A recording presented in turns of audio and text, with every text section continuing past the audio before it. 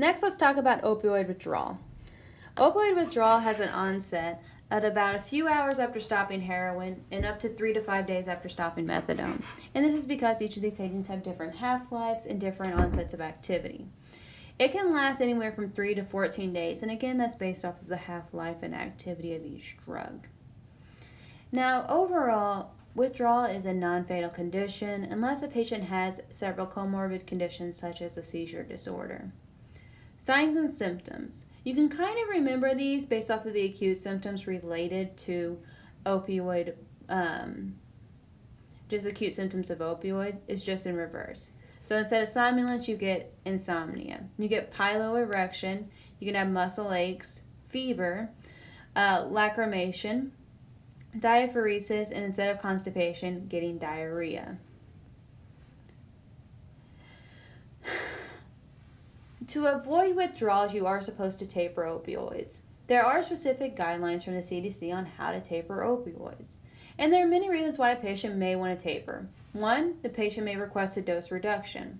It could be that there's no clinical improvement in pain despite high doses, especially if the patient's over 50 morphine milliequivalents a day without a benefit. If the patient's receiving opioids and benzos, it is required that you do have a tapering plan associated with that. If they're displaying signs of substance abuse disorders, having overdoses or serious adverse events, worsening signs or risk of overdoses, having adverse events, and the opioid rotation's not been beneficial, and it's been impacting their quality of life and functioning. Again, the CDC gives several recommendations regarding how to taper opioids.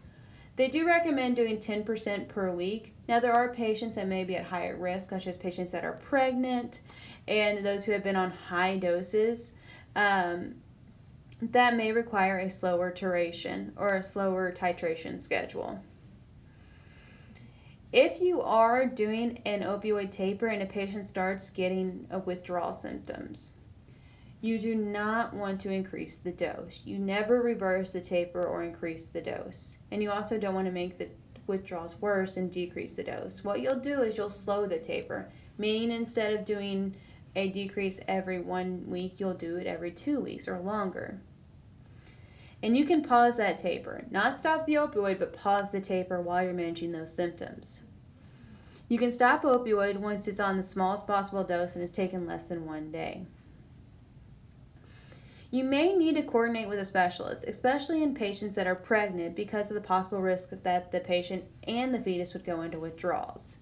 Other people are patients with opioid abuse disorder who may require other types of opioid replacement therapy, such as methadone or Suboxone.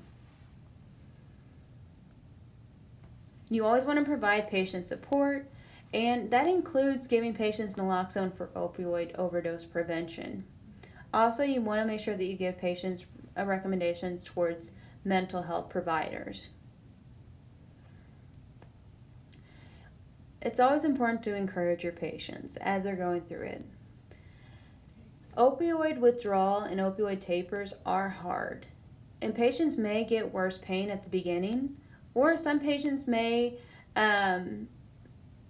get better. There are patients who, once they completely titrate off opioids, completely feel fine, and it may be that they have a hyperalgesia syndrome.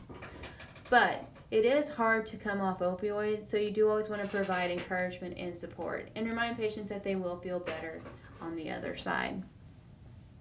This is an example of a tapering schedule. You can see that they use 10% over each week, and they use a mixture of IR and XR opioids. Once they were on the lowest dose, 10 milligrams QD, they decided to stop therapy.